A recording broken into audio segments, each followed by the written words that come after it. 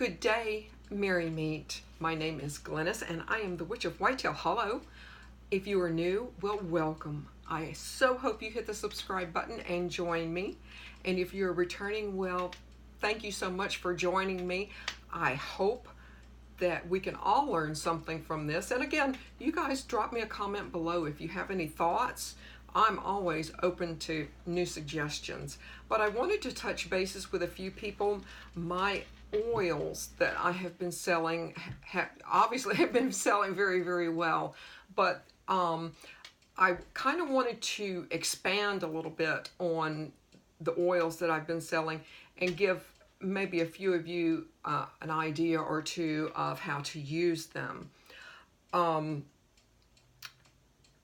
Actually, the one that I'm most concerned with is my controlling oil. Now, that's something I've never shared here on YouTube. I do have my master bottle here. You probably, I think if you look, kind of hard and close enough, you can probably see a few roots and different things in there. But all of my oils that are in the smaller bottles come from my master bottles. And again, I've been working on this controlling oil since before I was even on YouTube. So this is a very, very good oil. But anyway, I'm digressing again. But what I've done is not only are you going to receive the controlling oil, I've also added a bottle of my protection oil. And sometimes when you're doing, especially like controlling work or reversal work, you want to kind of protect yourself as well. And I wanted to give you a few ideas of how to use your protection oil too. That again, it doesn't take a lot of supplies, and actually they're probably already in your pantry. But I don't really know who or what you're going to be using the controlling oil on. If it's a coworker, and if you don't want to actually physically use the controlling oil in your work environment, and I'll give you some ideas about that, or it could be a school environment. But at home, you can always get a black figure candle, engrave the person's name in the candle, and again, it only takes a drop or two, just a drop or two, and anoint the candle and allow the candle to burn.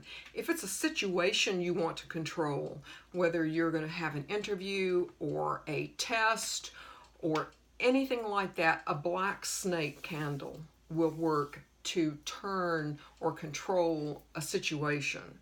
So you can anoint, engrave either a black figure candle or a black snake candle, depending on if you're working on a situation or a person.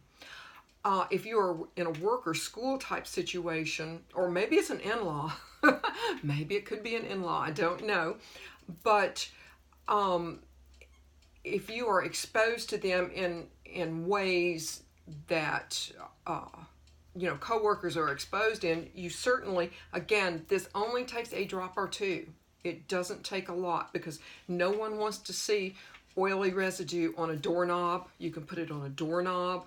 You could, when you go into their office, you could just lightly touch a part of their desk that they don't necessarily have to touch it with their hands. They could just bump up against it. That's why I say don't use too much oil, because you don't want them to become aware. And that's the last thing you want, is for them to become aware of what's, something's amiss. You can also, if you're going to work a candle and maybe take it to work and or school or whatever, you can not only anoint your candle, but take some brown paper bag, a parchment paper, whatever you have. Again, just a drop or two on the paper with their name written on it, their full name written on it, and fold it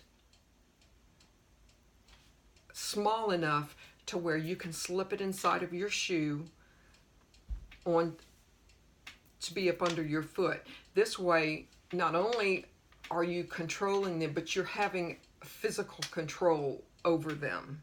And take my word for it, it will work. Now, doorknobs, you might want to place, again, just a wee bit when you shake their hand, or here, if you're going to do a fist pump, or whatever. You could also, and again, I don't want you to make anyone suspicious, but you might be able to take a drop and put it along their car tire, something like that. Now, I certainly wouldn't want you to mean them any harm in their car, but again, this is just ways of integrating your control over them in your life.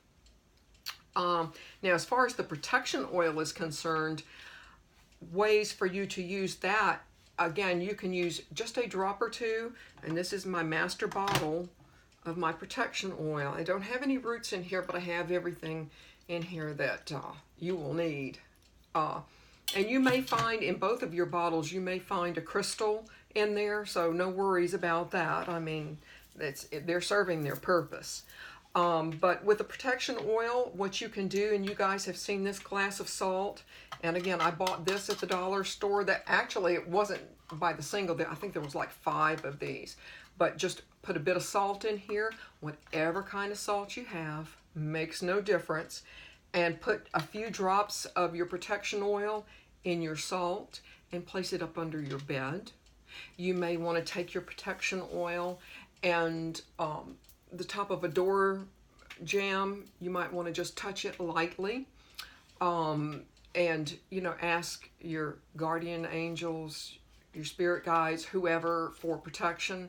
I personally, I have a small, like a little saucer of salt that I've already started my spring cleaning. Yes, I have.